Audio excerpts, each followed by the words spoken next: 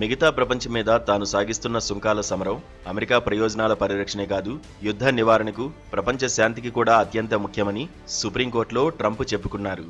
దిగుమతులపై సుంకాలు విధించేందుకు ఫెడరల్ చట్టాల ప్రకారం అధ్యక్షుడికి విస్తృతమైన అధికారాలు ఉన్నాయని ట్రంప్ ప్రభుత్వం వాదించింది.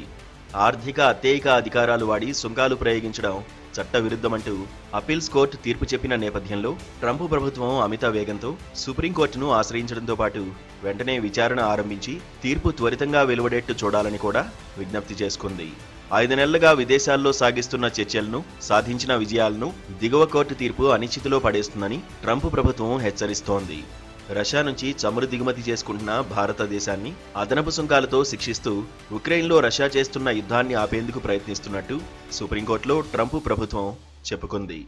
దిగువ కోర్టు అంటున్నట్టుగా ట్రంప్ తన పరిధినేమీ అతిక్రమించలేదని, ప్రపంచ దేశాలన్నింటినీ కొత్త ఒప్పందాలకు దిగివచ్చేటట్టు చేసి అమెరికాను ఆర్థికంగా వెలిగేట్టు చేస్తున్నారని, ఈ టారిఫ్లు కనుక లేకుంటే అమెరికా ఏడాది క్రితం వరకు ఉన్నట్టుగా ఇకపై శాశ్వతంగా పేద దేశంగానే మిగిలిపోతుందని ప్రభుత్వం వాదన.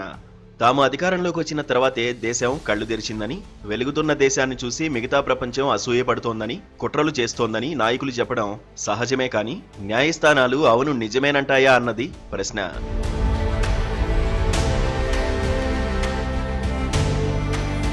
1977 నాటి అంతర్జాతీయ అత్యవసర ఆర్థిక అధికారాల చట్టం వాడి సుంకాలు ప్రయోగించినప్పటి నుంచి ట్రంప్ చర్య మీద చర్చ జరుగుతూనే ఉంది. ట్రంప్ టారిఫ్లు చట్టవిరుద్ధమంటూ దాఖలైన పిటిషన్లపై తొలిగా విచారించిన అమెరికా వాణిజ్య న్యాయస్థానం ఆయనకు విదేశీ వాణిజ్యంతో చిత్తం వచ్చినట్టు వ్యవహరించగల విశేషాధికారాలేమీ లేవని 3 నెలల క్రితమే తేల్చేసింది.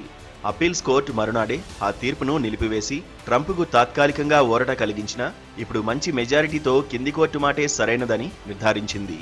జిమ్మీ కార్టర్ కాలంలో తయారై ఇప్పటివరకు ఏ అధ్యక్షుడు వినియోగించని ఈ ఆర్థిక అత్యయిక చట్టాన్ని వాడి ట్రంప్ మిగతా ప్రపంచంతో యుద్ధం చేస్తున్నాడు. ఈ పురాతన చట్టంతో తాను న్యాయస్థానాల్లో నెగ్గుకు రాగలనో లేదో ట్రంప్కు తెలియకపోయినా న్యాయ నిపుణులు తెలియజెప్పకుండా ఉండరు. తన చర్య చట్టబాహ్యమైనది అయినప్పటికీ ట్రంప్కు కావాల్సింది సామాన్య జనంలో రక్షకుడినని అనిపించుకోవడం. గత పాలకుల చేతగానితనం వల్ల దుర్భరమైన పేదరికంలో కడు దీనాతి దీనంగా బతికీడుస్తున్న అమెరికాను తిరిగి వెలుగుజిలుగుల అగ్రరాజ్యంగా ఉన్నతంగా నిలబెట్టే పేరిట ఆయన ఎన్ని విన్యాసాలైనా చేస్తాడు.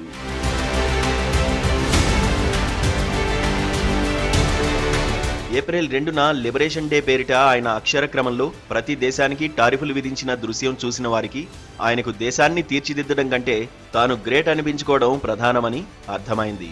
మిగతా ప్రపంచంతో పోరాడుతున్నానని ఆయన అంటుంటే ఆయన మీద రాష్ట్రాలు, వాణిజ్య సంస్థలు, వేదికలు న్యాయ పోరాటం చేస్తూ ఒక్కో మెట్టు ఎక్కుతున్నాయి.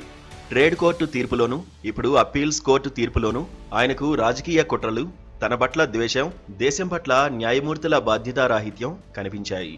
సుంకాలను సంధించి శాంతిని సాధిస్తున్నానంటూ భారత్ పాక్ యుద్ధాన్ని కూడా ఆయన గతంలో న్యాయస్థానంలో వాడుకున్నాడు.